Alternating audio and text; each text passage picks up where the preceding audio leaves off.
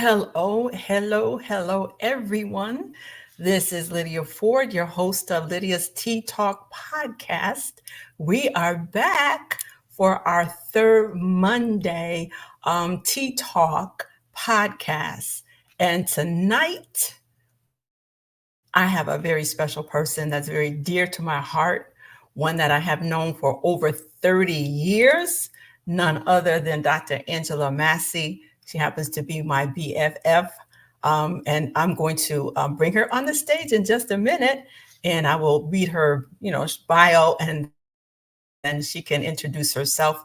And through my interview process, which I'm still learning because this is, my second session of being a podcast host, but you're going to learn a lot about her tonight, what she's up to, the things that she's involved in, the things that are important to her about her business, about her family, just some things that I have discovered about her that I did not even know until I did my research on her. And so without further ado, I thank you. For tuning in this evening. We had such a great time last Monday, with Apostle Anita Dawson from Columbus, Ohio. And I'm looking forward to our other guests that we're going to have to finish out this quarter, this segment. I've been talking about the theme for the year since January has been how to grow older gracefully. And so we're going to kind of continue in that vein until the Lord says stop. It's so important for us as women who are maturing in age to grow older gracefully, and to understand and know that God is not finished with our lives when we get to be 40, 50, 60, 70, and even 80 years old. God still has a wonderful plan for our life. And we're going to learn more about that from Dr. Massey tonight. So without further ado, here she is. Voila! Good evening, Dr. Angela Massey. It is such a pleasure to have you as a part of my Lydia's Tea Talk podcast. Thank you for having me. Oh my gosh, it is so great seeing you in person, sort of, kind of. Seeing your beautiful face. I'm going to read your resume. I'm going to not read all of it, but I'm going to read a little bit of it so that my listeners will kind of get the 411 on who is Dr. Angela Massey. So I'm going to try to keep it short because I know you said, don't read all of that. And then you can kind of introduce yourself to my audience. Dr. Angela Massey is a seasoned U.S. Army veteran. Dr. Massey transitioned her passion for leadership and service to the realm of executive coaching and organizational consulting. Her education was she holds a PhD in biblical studies, a Master's of Science in Organizational Leadership, and a Bachelor of Science in Ministry. As far as her business background, she states that she's an ordained minister, speaker, trainer, leadership consultant, and a natural public speaker. Dr. Massey, affectionately known as Dr. A, didn't know that, is the very definition of an inspiring figure. Her down-to-earth approach to teaching others the skills and master techniques of leadership make her a natural choice for corporate and nonprofit training and real-life inspirational speaking and facilitation. I'll read one more. Dr. Massey has combined professional public speaking with leadership and professional development skills, making her a widely sought keynote speaker, consultant, executive coach, and trainer. She has worked with numerous companies and associations to include CUNY, Dell Corporation, FedEx, Yale University, CIT, National Urban League, and IBM, among others. She is trained in Japan and Belgium, the West Indies, and Italy. And so I welcome to the stage tonight, my friend. I said earlier before I brought you on that we've been friends for over 30 years. I I, don't think it's 30. I was in my 40s. All right. Okay. I I was in think it my might be more like 25. 25, really? Okay. Maybe I was in my mid 40s, so it probably might be 25. Okay. But anyway, we've been friends for a long time. So I've read just a smidget of your resume, which is very impressive. But I want you to talk to our audience and tell us a little bit more about you, or the things that you want us to know about your life. As a trainer, as an executive coach, as a dynamic speaker. I want you to tell us about Dr. Angela Massey. Well, you pretty much read my bio. Um, as far as being a speaker and executive coach, all of it meshes with ministry as far as I'm concerned. You and I've had discussions many times about whether ministry means that you have to be in a pulpit. And And that was one of my questions. I was going to get to that. Yes, I definitely. have I have reached the conclusion over the years that my pulpit has been in the classrooms, uh, has been virtual because I do a lot of virtual training now. Uh, God made room for my gift, and because I did not segment my gift to say it can only operate here, this gift can only operate in the church. The Lord opened doors for me because the first of all, God does not intend for us to be broke, That's true. Yes. and He has opened doors that allows me to use the gift that He's given me, and to oftentimes be paid for it. Amen. So yeah, you answered one of my questions. It was going to be how does your ability to infuse your calling into your business practices? How does it work with your secular gifts and your spiritual gifts? And do you see that as an extension of your divine calling? And I think you just answered that pretty well. Because in the Bible, Jesus tells us and his disciples go into all the world. The Mhm. world is the kingdom of God, which includes secular and the spiritual. And as you say, your gift will make room for you, whether it's in the boardroom or if it's from a pulpit. So how has your faith influenced your approach to business and leadership? Well, that's an interesting question. When I'm teaching a communications class, let's say, and we're talking about active listening, and or if I'm teaching a leadership class and we're talking about vision and how important it is, or even if I'm coaching an executive, how important it is for that person to understand what the vision is. I get to say, where there is no vision, the people perish.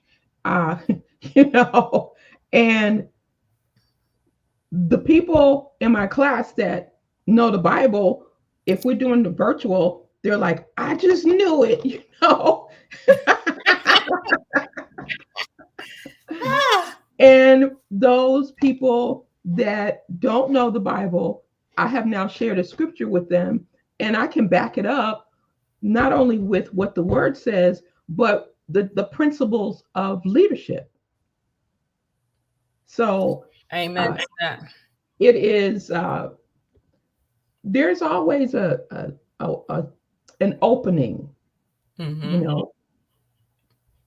And something you said to me the other day when we were talking, you were saying that, you, of course, you're on a schedule, so you have a time frame, for your class begins and it ends at a certain time. And you mentioned to me that if anybody stays beyond that end time, then there's a reason for that. What remind what kind of reiterate what you meant by that when you said if they stay beyond that time, Yeah.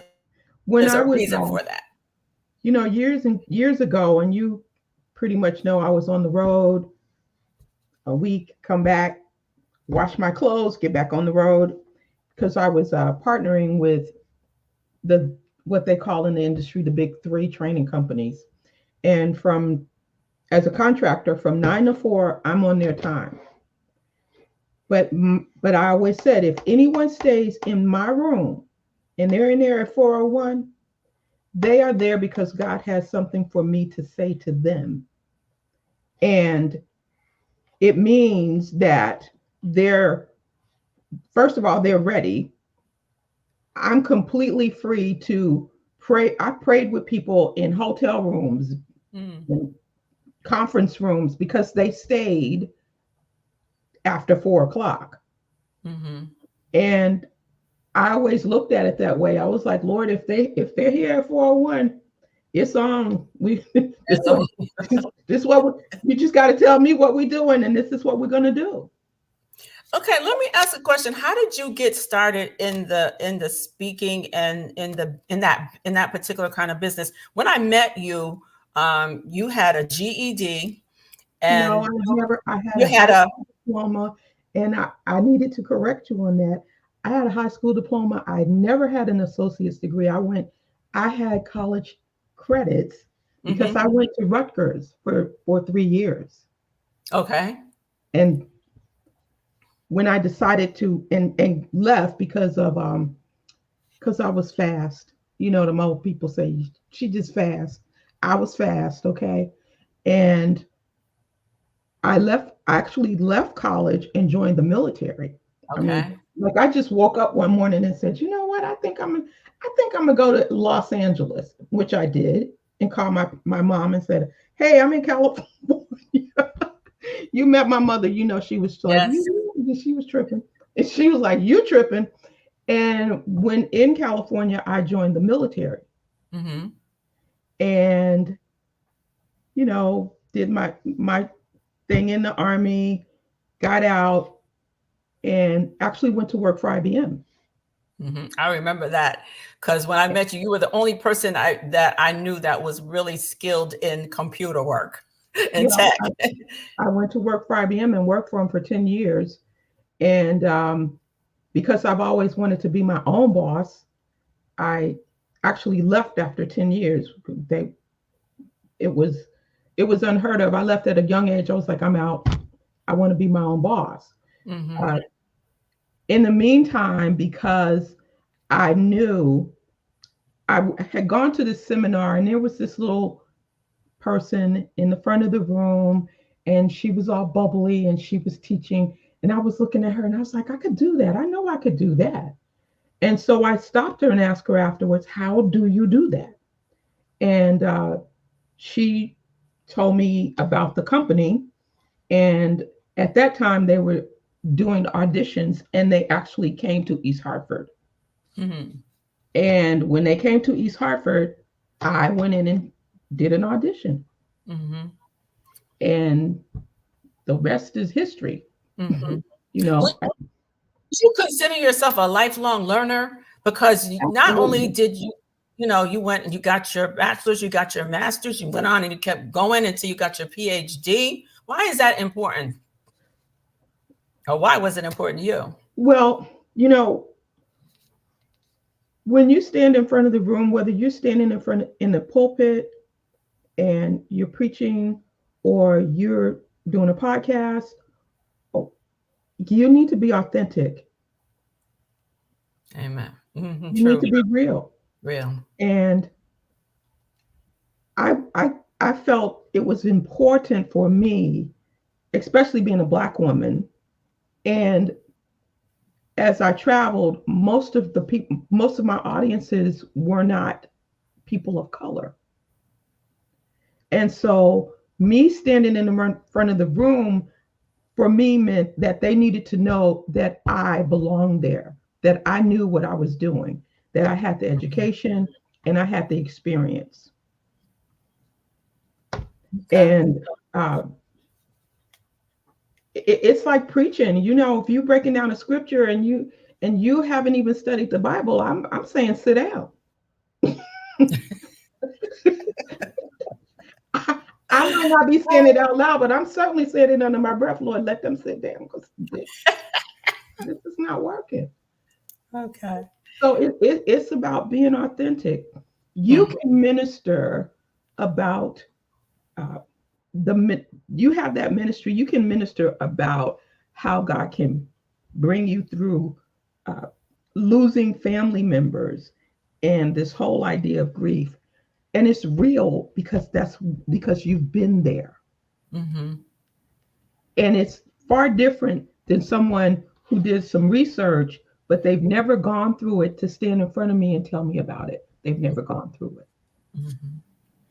I agree with that. I agree. How have you faced challenges in your business, um, and how did you address any of them? Have you experienced, difficulties, challenges, um, in terms of a lot of competition, maybe in your business or in your area? How do you deal with the competitive nature of your business, if there is any, and what It, challenges have you faced? it's interesting because I don't think there's a lot of competition in our industry in what I do. In fact, we tend to be a very close knit group of people, always reaching out to someone else for assistance. Hmm. We have a whole Facebook group where people are like, "Hey, I'm on the road. Does anyone have uh, any kind of material that can help me, or uh, maybe a suggestion for a video I could play here that would help underscore a point I'm making?" So it's not very competitive at all. And in fact, because we know what everyone else is going through, uh, from that group has birthed an accountant who understands contract training and can and knows how we should do our books, because just a regular Hmm. accountant may not know the intricacies. Uh, it Because of you, it actually birthed me publishing probably 20 people in my group. I published their books because of you. Thank you so very much. Uh, it, Nagging and pushing. How do you do this and how do you do that? And I need you pushed and you into so that area. it births.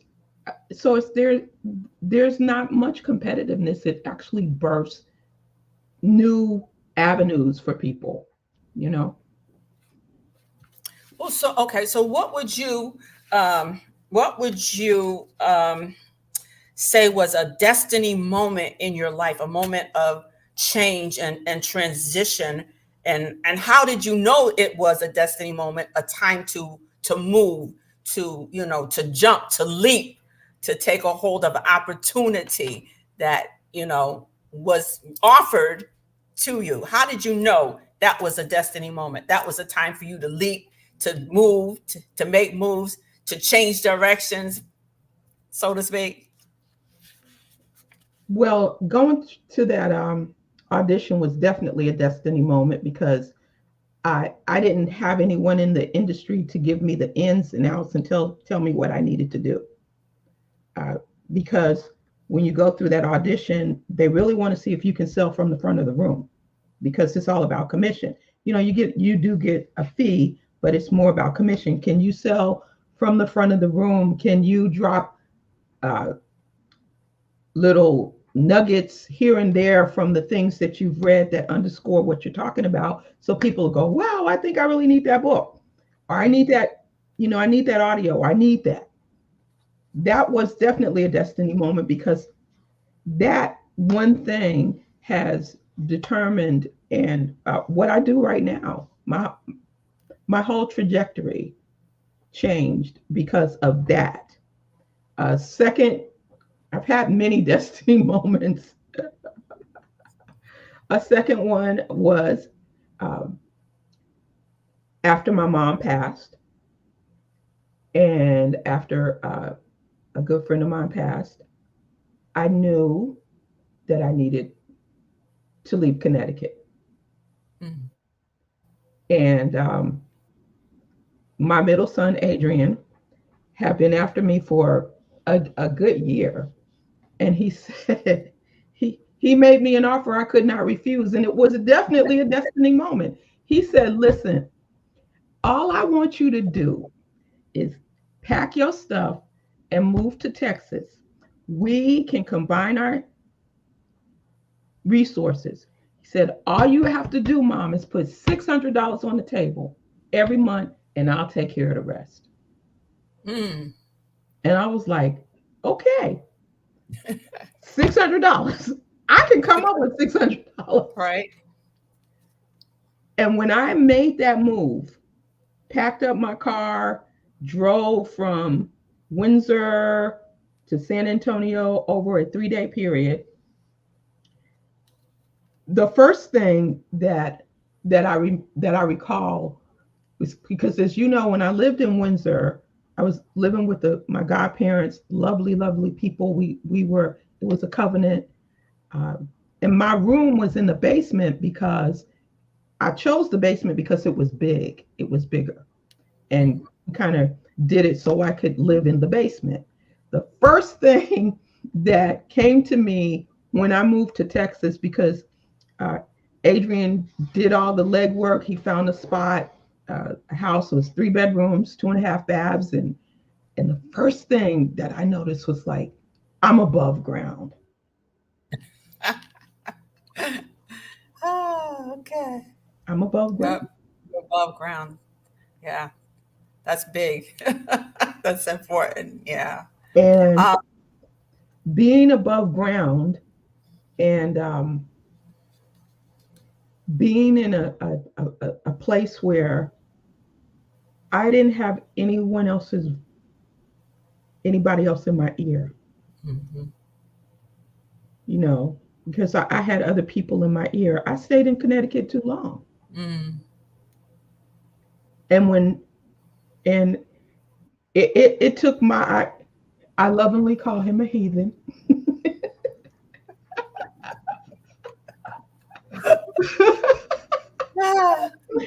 It took my middle son to say, hey, here's what.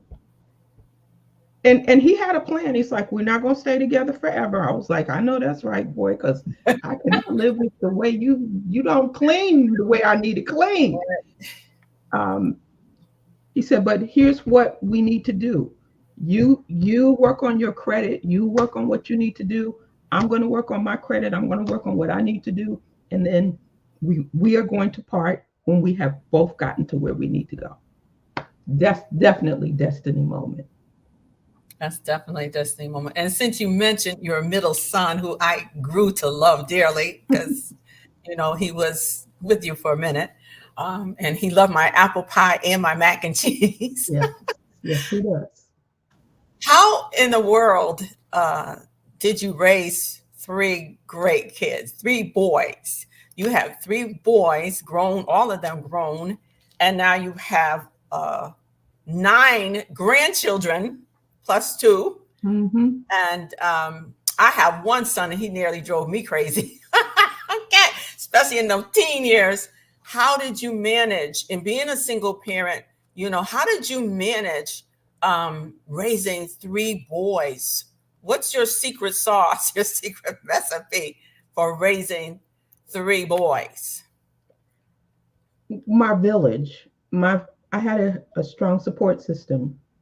My parents, my grandparents, and I wholeheartedly believe that my mother raised me to be a boy mom, because my mom didn't take anything off anybody. And she had rules. This is what we're doing. This is how it works. And I carried that over to my boys. I mean, they were, and when they were 2, I mean, it's y'all listening, don't do this now. You're going to go to jail. Okay, don't do this. They were 2.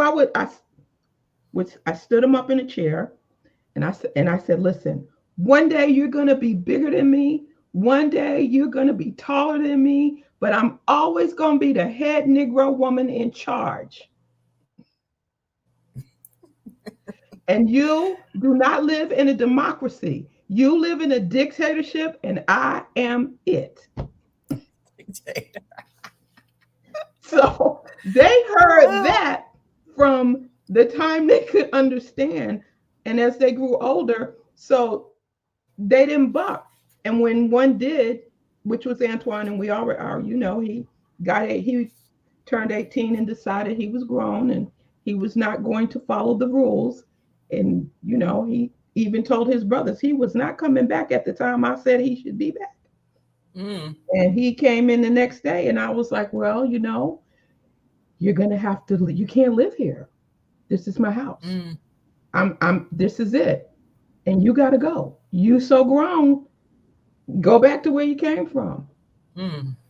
And that was hard. And to this day, he says, he says, I put him out. I'm like, no, you put yourself out. But the thing was, I said, I have 2 children coming after you. And if I don't handle this, they're going to run over me. Mm.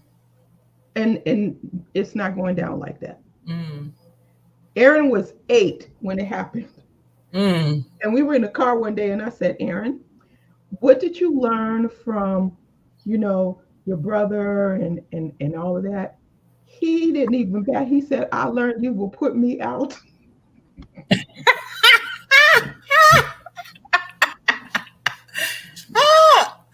Oh God, you listening, Gene Palmer? I see you.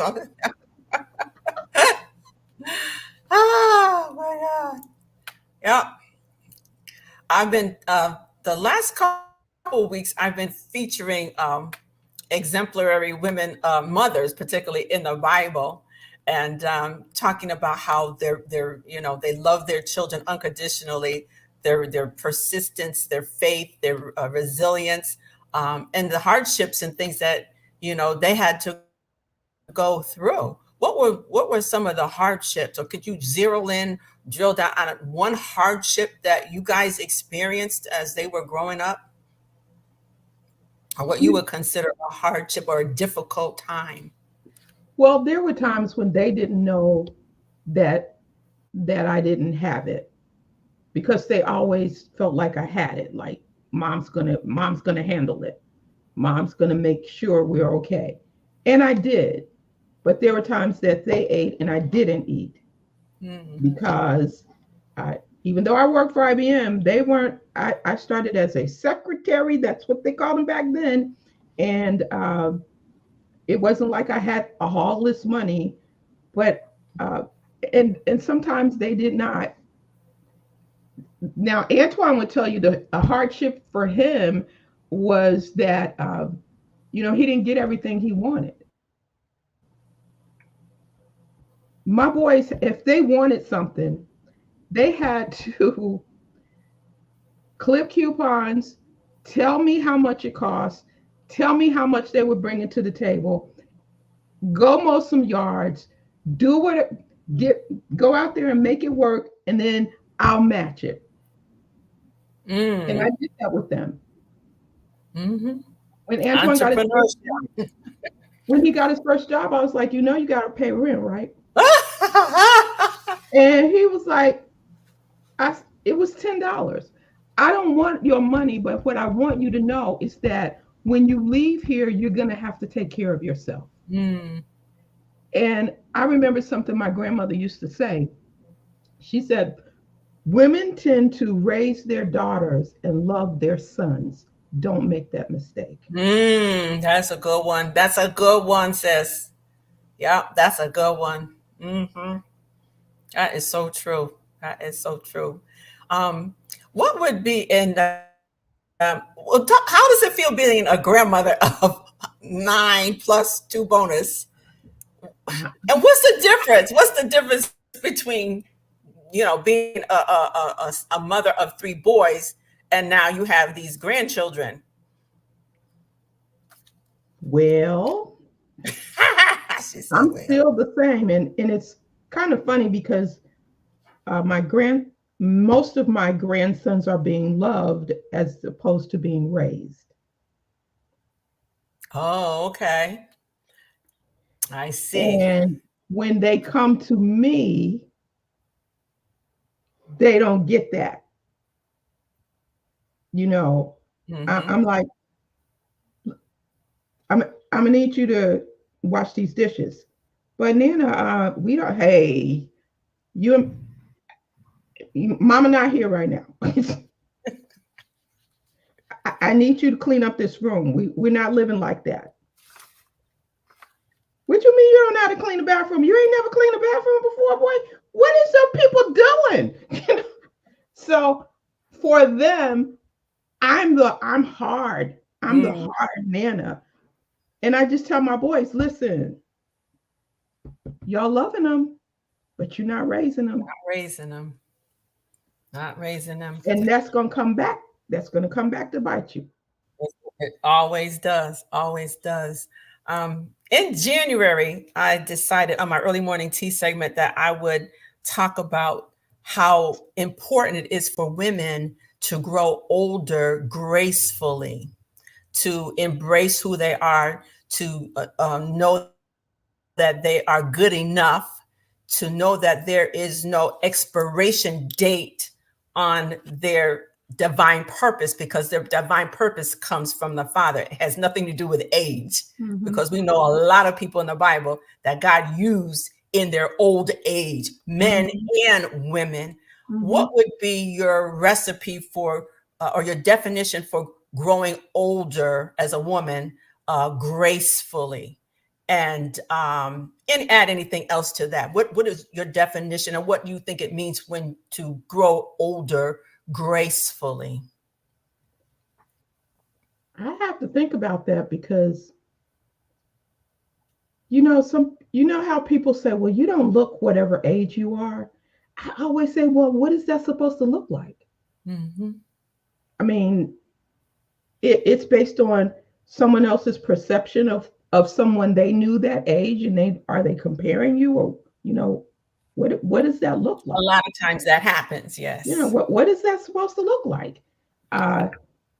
Growing older gracefully for me, it's just embracing who I am. My boys have said, like, you know what, Mom, you're just turning into Grandma Dot. Take a sip on that one. Which pretty much means, as she would say, I ain't taking no tea for the fever.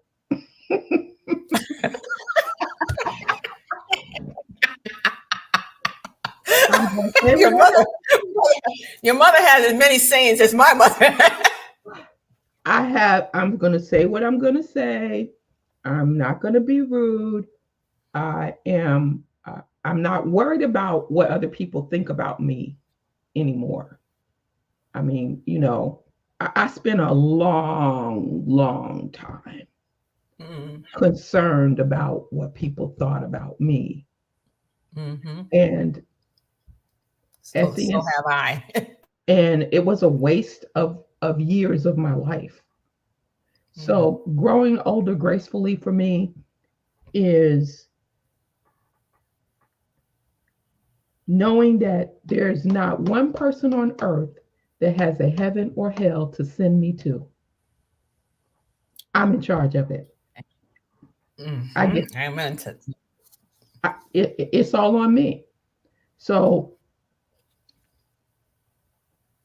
am I living in a way that is pleasing to the Father?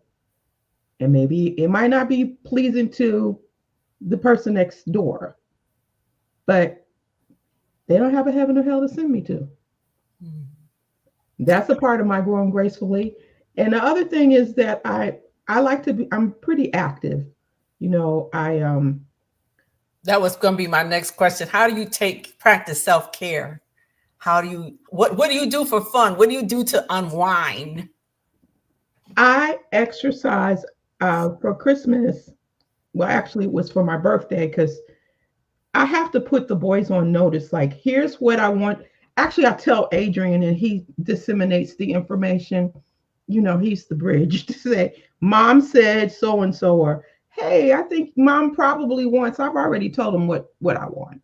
And what I wanted for my birthday was a VR headset. I wanted a MetaQuest, Oculus, actually MetaQuest 3. And I told them how much it costs. I said, so y'all put your little money together because that's what I want.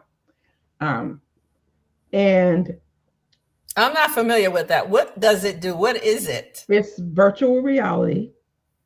I put on my headset and I actually you might not believe this, but I've actually started boxing. Oh, okay. And that I do a really good workout just because my day can be sedentary. I'm sitting all the time. Mm-hmm. And I know that I have to move my body. So I put my headset on and turn on the program that the software that I'm using and start boxing. Okay. I know that you have, I know you live in Delaware, and one of your go-to places is the library. Yes. And you have met, and I'm jealous, you have met some really great, phenomenal, well-known people at the library. Tell us about that experience and how does Delaware get these celebrities? What's so great about Delaware? Well, now that I've been here since 2021, I tell people Delaware is one of God's best kept secrets. Wow. Um, Oftentimes, people read about crime statistics and all of that, and Wilmington, but the executive director of our library actually came to us from Colorado, and he is a visionary. Uh, and in fact, our library has won a couple of national awards, Wow. and he and the community director uh, are together working on not bringing in people to enrich our community. It might be an actor or actress. It could be an activist. Angela Davis was here, uh, Sonia Sanchez, uh, Wow. Ben Crump. Okay. You know, so they bring in a lot of different um, people to expand the thinking in the community. And people come, some people fly here who come to our library. Wow. Ah. And it's because of the management of the director and his staff, and the connections they've made in the community. When he took over, the Wilmington Public Library was a place where homeless people would come in, and need I say more? Mm-hmm. He had to clean all of that up Wow. and turn that around. Mm-hmm. And now the Wilmington Public Library is a premier place to be. In fact, the four Kims of comedy, Kim Whitley, Kim Fields, Kim Cole, and Kim Wayans. Oh, good. Wayans. Yes, weigh in. Yeah, Yeah. I'm sorry, I saw them. Anyway, Okay. they did the four Kims of comedy last year here. First time that they had ever all been together. Wow. They are now doing it as a tour. As a tour. Wow. That's awesome. Now, That's we got awesome. to see them for free, but now everybody else got to pay. Everybody else got to pay. Ah, I just thought that was interesting. I'm going to have to definitely come visit, and you have to let me know who's going to be there if you know in advance or far in advance. Well, the There. Good Morning America guy is going to be there tomorrow. Oh, Melvin, what's that dude's name? I forgot his name because I'm not going to that. But he wrote a book and he's going to be there tomorrow. Yeah, okay. and he's the host on Good Morning America. Okay. I'm going to get back to your business a little bit. And then I want to talk to you about a couple other things because our time is going fast. You are the CEO of Life on Purpose LLC. Why did you give it that name, and how is it relevant? How is Life on Purpose relevant to your business? How did you come up with that? Life on Purpose. Well, you and I did a Bible study a long time ago, the purpose driven life. Oh, okay. You remember that? Yes.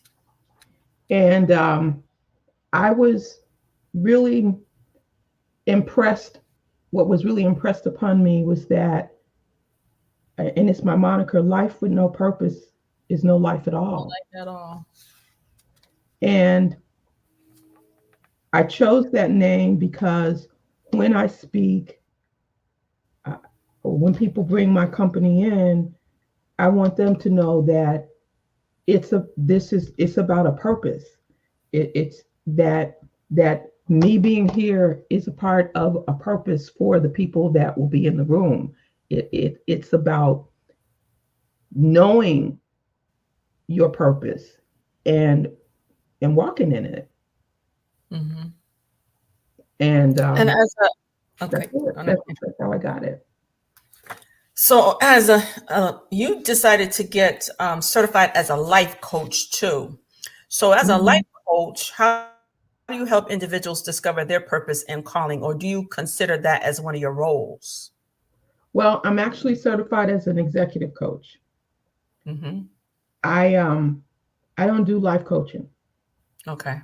I meant to say I, executive because that's in your right. I yeah. I stay in my lane. I Okay. Somebody asked me, they're like, well, why don't you life coach? I'm like, girl, because my life's so jacked up. I can't be telling people how to live their life. You know, the Lord would not be happy with that.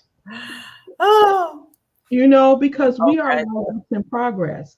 Hmm. Um, and plus, it makes being an executive coach aligns with what I do. A Okay. lot of times, we kind of jump to this, to that, to the other. But what the Lord has shown me is that the there's a thread that runs throughout the gift that He gave me, and that I don't have to go outside of that because that gift is going to always open doors for me to see who He deems that I need to see, to bring about whatever change He wants to bring about in someone's life because He opened that door. and Hmm. and so the executive people are generally workaholics. Their family, their marriages are falling apart. They're so focused on uh, making money. And ain't nothing wrong with that because I need to make money too. They're so focused on that sometimes they need to uh, they just need to be given some insight to bring about balance. Yeah. Okay. And Hmm. so, and I just stayed in my lane. I mean, they tried to talk me into getting in another lane. I was like, that's not my lane. And it took me a long time to figure stuff out like that, you know, because I've blogged, I have done all kinds of stuff. I did the publishing, I did all of that, and it was good, but it was never my lane. Okay. So what legacy do you hope to leave then through your profession and your personal endeavors? What do you see as something, a legacy that you want to last into perpetuity, or something that you would hope that some others that you might have been training that are coming that are up and coming, what legacy do you hope to leave behind as far as your personal business and acumen is concerned? Well, I want people to be able to say, because I met her, life changed. There's a young lady in Florida. She was in my class many, many, many years ago. She stayed around after 4 o'clock. She stayed around. She did. And we prayed, stayed in touch with her, and she's now she now has her own. She's written books. She is on the speaking circuit. She's done some things that she and I talked about years ago, and she sent me a DM on Facebook just to say, "Hey, Dr. Massey, do you remember me?" And I'm like, "Girl, yeah, I remember you." And I started looking at her website. I looked at her uh, fan page. I looked at all of it, and she said, "I am here because I met you." Mm. And that is what I want to be my legacy. I want my granddaughters. I told you I struggle with little girls, but I love them. I want my granddaughters, specifically my granddaughters, to be able to say, that was my Nana. Mm. And my Nana is the reason why. Uh, I want them to meet someone that says, like my oldest grandson met somebody in Florida. And this guy was telling him, I went to this seminar and it was this black lady. And he started talking. And Julius said, do you remember her name? He's like, it was like her name was Dr. A. And Julius pulled out a picture. He's like, yeah, that's her. He's like, that's my Nana. I want that. I want to touch people. And I want from them having had a moment that God ordained for us to be together, that it changes some part of their life. And I think you just touched on this, hinted on this a minute ago, but God's perspective often transcends conventional wisdom. So how important is prayer in your business? I think you kind of answered that, because when you were talking about sometimes in business, the bottom line is about the money, Mm-hmm. but then you offer them a better scenario, not so much better, because money is good. Money answers all things, but a balance. So sometimes God's ways of doing things supersedes conventional wisdom, the way that a lot of business people think, because the bottom line is clients and money. So how important is prayer in when you're dealing with somebody with that mindset? Do you go in prayer for them? Not there, but how do you handle that situation? I don't even do any kind of training before I pray about it. I mean, if I'm doing virtual or coaching virtually or whatever, I always pray and ask. And it's a very simple prayer. I say, Lord, just download. You download and you show me what you want me to do. We don't have to talk about it, because Mama told me a long time ago God wasn't deaf. He wasn't deaf. I remember. God ain't deaf. You know how So to hear you it. have to keep asking him. So and then I will let the Lord move. I've done some seminars where I started, like I had my whole thing all mapped out. This is what we're gonna do this, and this. And the Lord moved it in a different way, but yet it still went with what we were talking about, because it was what the people needed.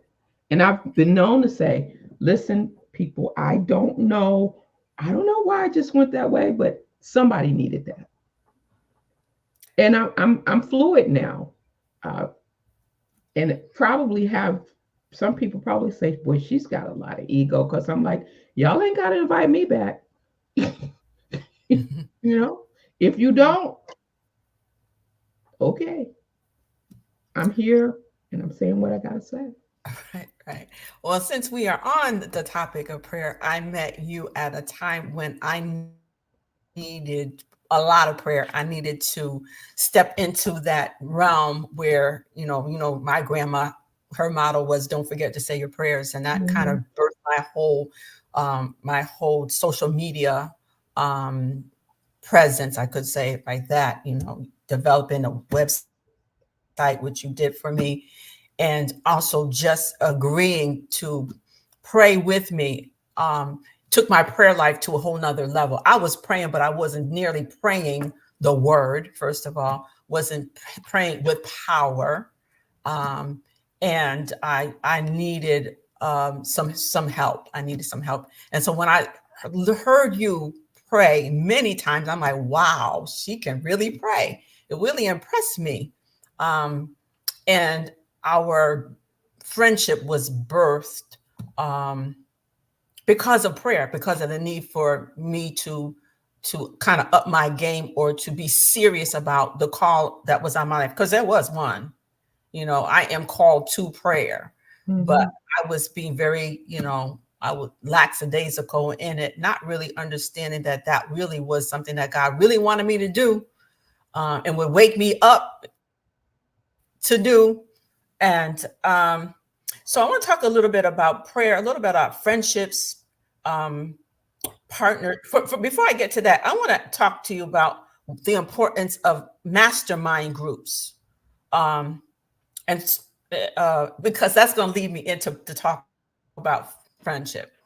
Well, Why is it important to have a mastermind group? What is a mastermind group? well, my mastermind group is a group of like-minded women. We're all in the same industry, or we all started in the same industry. We've kind of veered off into some of us are doing, something different, but that's where it started. And we provide support for each other. We are sounding boards, and encouragement. And the one thing that I have learned is that, and I'm talking strictly money.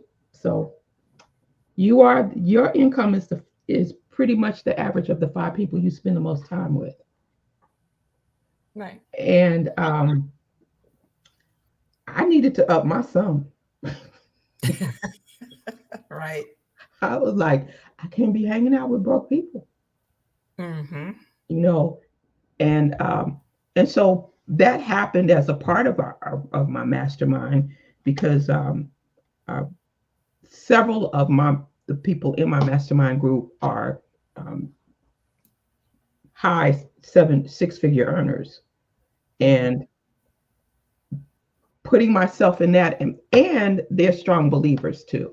So it wasn't like it's just all about money, but we had a purpose. And I think masterminds are important for women, especially if you want to grow your business, you want to grow as a person.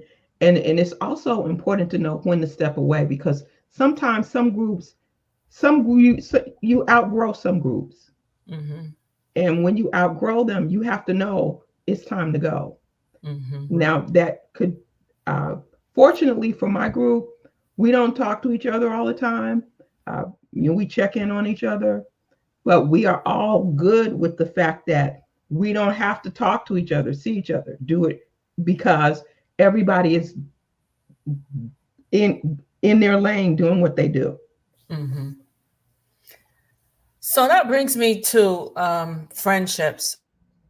As you know, I hosted an annual event in Yeah. February, not on Valentine's Day, but somewhere around that, called Best Friends Forever. Mm-hmm. I developed that, initiated it, put a plan together, got like-minded people together to support me. And you were one of those speakers actually at one of our events.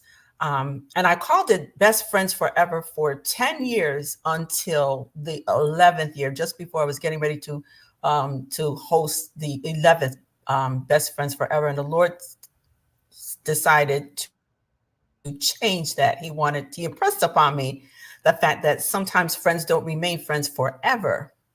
And so I was able to keep the acronym, BFF, but he had me change it to Building Fruitful Friendships, which is totally different from Best Friends Forever, because I learned and have learned and am still learning that sometimes best friends don't last forever. Mm-hmm. Friendships don't last forever. People come into your life for a time, a reason, and a season. And Mm-hmm. so I know that our friendship has evolved over over the years, because there were times when we were living in the same city, right? Well, town, next town over, and we were in each other's lives a lot. And Mm-hmm. then when you moved to Texas, we were not talking every day, not talking every month. There was some distance, there was some growing that needed to be done. And at the time, I didn't understand, what had happened. I thought I had lost my friend. I'm just being authentic, because I'm authentic, right? Right. And it hurt me and it bothered me that I didn't hear from you for a while. But then we reconnected. God has a way of doing things, and sometimes we don't understand what He's doing, but He's working on the individuals individually, you Mm-hmm. know, and separately to do a work in them. And then we came back together. We resolved whatever was going on. I didn't understand what was going on. You clearly, you know, informed me about what was going on, and I accepted it. And that doesn't happen to all couples, all friendships, you know, but it did happen to ours, and glad that it did. So, how has your definition of friendship transformed over years? And what is your definition of friendship, and why is it important to cultivate them? What does that look like for Dr. Massey? I know you told me about the mastermind group. It's closely related to your business. And as you said, you are the sum total of the people that you hang out with the most. And my coach, I have a coach who says that same thing. She's So very wise. how has your friendship evolved and transformed over the years? I have, I don't talk to people every day. I mean, you very well know I don't call people all the time. I don't send cards and stuff, but I do pray for people. And I feel like if if you know my heart, if you know my heart, then you know I'm there. You know I got you. Because at the end of the day, a friend, a friend has you. And Right. I can be I can be broke toe down, okay? Preacher hat off, speaker hat off, all of that off. And I could be me. I can be me in that moment where I like, girl, I'm going through this is some crazy mess that right here. Right. You know, that is the kind of friendship that matters to me. That if I haven't talked to you in 6 months, but you pick up the phone and you like, you know what, you're the only person that I could even tell this to. I can't even That's true. tell it to nobody else. Hmm. That's that friend. That's that love line, that friendship that does not. It doesn't. It's not going anywhere. It's not going anywhere. Yeah. I've It's learned that I have friends that I put in certain pockets, certain, there's just friends that I can travel with, and there's friends that I can shop with. There's friends that I can tell like secrets to, things that, like you just said, I can't tell this to nobody but Angela. So I pick up the phone because I know she's gonna, hear, listen. And if my thinking is stinking, she gonna tell me, you that's stinking thinking. right. And so over the years, even my ability to understand friendships, and I did, when we were going through the pandemic, I did a lot of topics, researched a lot of topics about friendships, and covered a lot of different areas about friendship. And I have friends, my friend Sandy down in Florida. I think I may talk to Sandy once a year, maybe twice a year if I'm lucky, or if Mhm. the Lord allows us to, to get in touch with each other. But we are friends. We are really good friends. I love her Mhm. dearly, and she feels the same way. So I agree. You don't have to talk to them every day, once a month, like you say, who has your back. You know a person's heart, and that's the most important thing. I have had friends that walked away, no excuse, no reason, no rhyme, and they just separated themselves from me. And because I I love deeply, I'm a loyal friend. It hurts to see somebody that you have poured into and you had established friendships for a long time, and then that person is no longer in your life. I had to learn how to, be good with that and to get over that and just to keep it moving. Because again, best friends forever, it doesn't always happen like that. People come in, serve a purpose, or it's for your learning, to learn something, to glean something, and then they may go away. You might get a card from them and you can respond or choose not to respond. But I'm learning. I'm still learning, because it's even happening in my life that there have been people that, have been in my life and I've grown to love them. And I knew it was mutual, but then they decide to move on. And for me, sometimes I took it too personally. I took it personally, but I had to learn. I'm still learning to just move on, because the people that God wants to be in your life, he will place them there. And he places them there strategically and on purpose and for a purpose. Well, I know we have to go, but I have this last thing to say. Forever doesn't necessarily, my forever might be different from yours. Well, that's why I don't call it forever. Because my forever might just not be the same. Yeah, I don't call it forever anymore. Forever. So thank you for having me. I appreciate you so much. And thank you for saying yes. And I appreciate that you agreed to do this. It's good looking in your face. And you got a friend. That's all I can say. You got a friend. And, you got a friend in me. We got a friend. Absolutely. Absolutely. So thank you again. And the blessings of the Lord follow you, your ministry, your business, and your children and your children's children. Thank you. And we'll talk, and hopefully I'll make it down to visit you and on my way to the library. We will work on that. On my way to the library. All right. All right. God bless you. Thanks again. You're welcome. I got you. All right, folks. I thank you. Thank you, Jean, for hanging with us this last hour. It has been, I never even thought I would have the opportunity to interview Dr. Angela, Dr. A.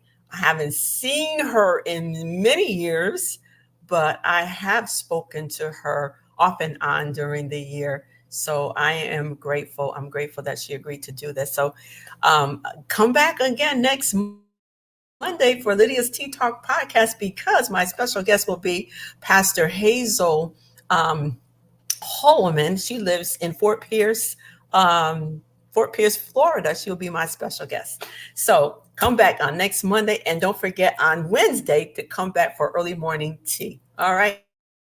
God bless you. Bye.